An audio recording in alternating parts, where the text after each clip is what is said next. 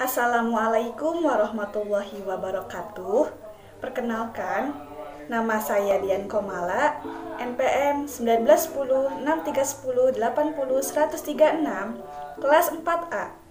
Program Studi Pendidikan Bahasa dan Sastra Indonesia, Fakultas Keguruan dan Ilmu Pendidikan, Universitas Singapura Bangsa Karawang 2021. Pada kesempatan kali ini, saya akan mempresentasikan hasil analisis wacana pada pembelajaran bahasa Indonesia.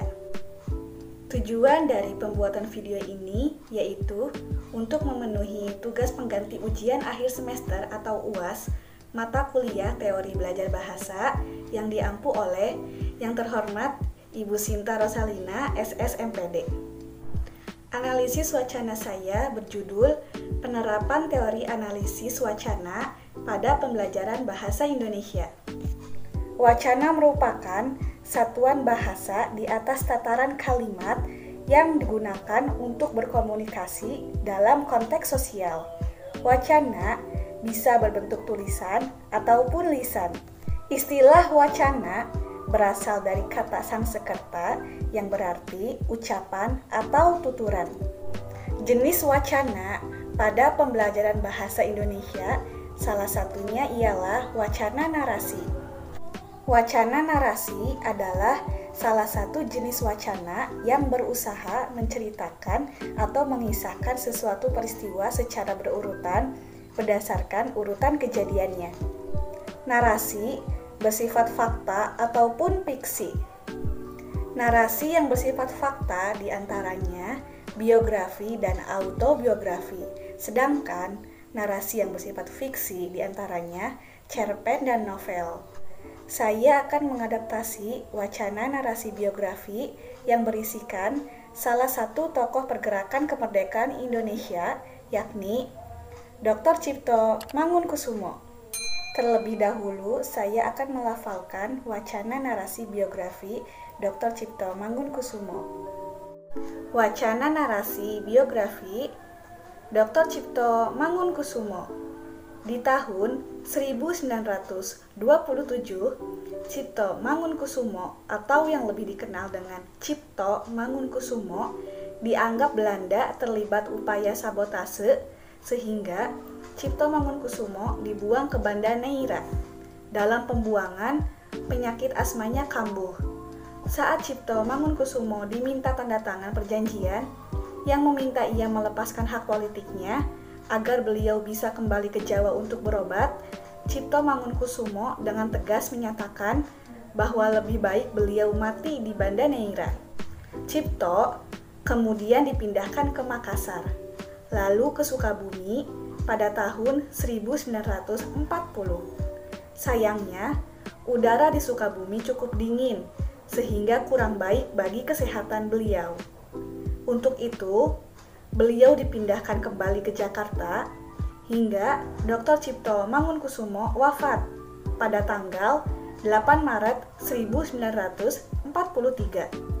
Tjipto Mangunkusumo, pahlawan nasional, juga dikenal sebagai salah satu tokoh pergerakan kemerdekaan Indonesia. Beliau dijuluki sebagai anggota Tiga Serangkai bersama Ernest Dawes Dekker dan Ki Hajar Dewantara. Saya hanya menganalisis poin pemahaman teks, yaitu syarat kewacanaan suatu teks.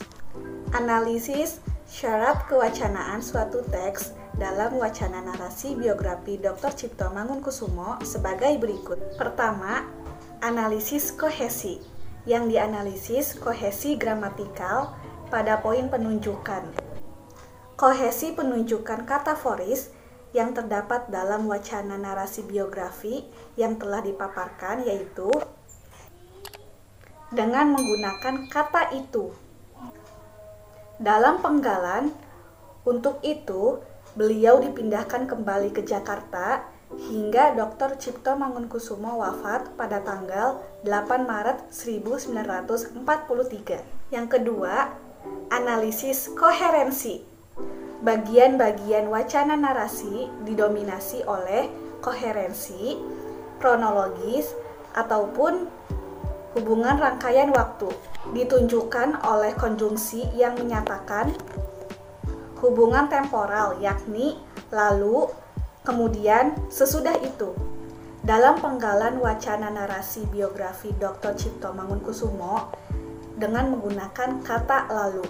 Salah satu contohnya adalah Cipto kemudian dipindahkan ke Makassar, lalu ke Sukabumi pada tahun 1940.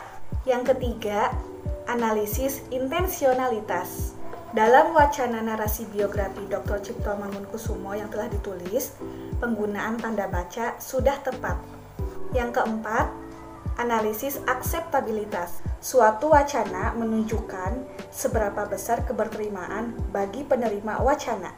Dalam wacana narasi biografi Dr. Cipto Mangunkusumo yang telah dipaparkan dapat diterima karena terdapat kohesi, koherensi, dan penggunaan tanda baca yang tepat.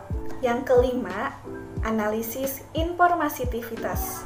Informasi yang didapat dari wacana narasi biografi Dr. Cipto Mangunkusumo adalah tentang kematiannya, meninggalnya, atau wafatnya Dr. Cipto Mangunkusumo diinformasikan pada tanggal 8 Maret 1943. Yang keenam, analisis situasionalitas. Situasi di mana Dr. Cipto Mangunkusumo diminta menandatangani perjanjian yang meminta ia melepaskan hak politiknya agar beliau bisa ke Jawa untuk berobat.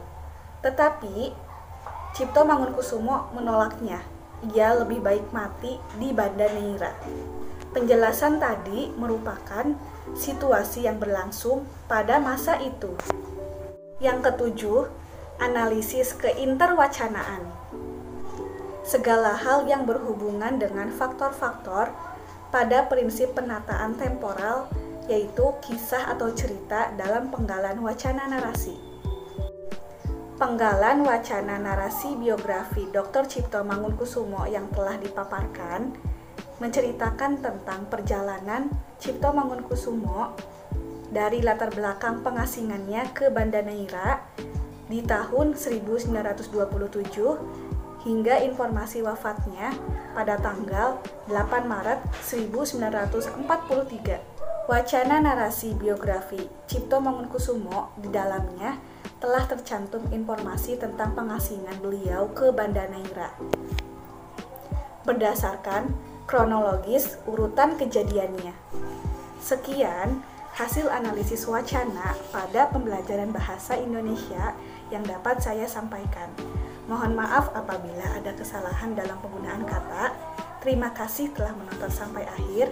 Wassalamualaikum warahmatullahi wabarakatuh.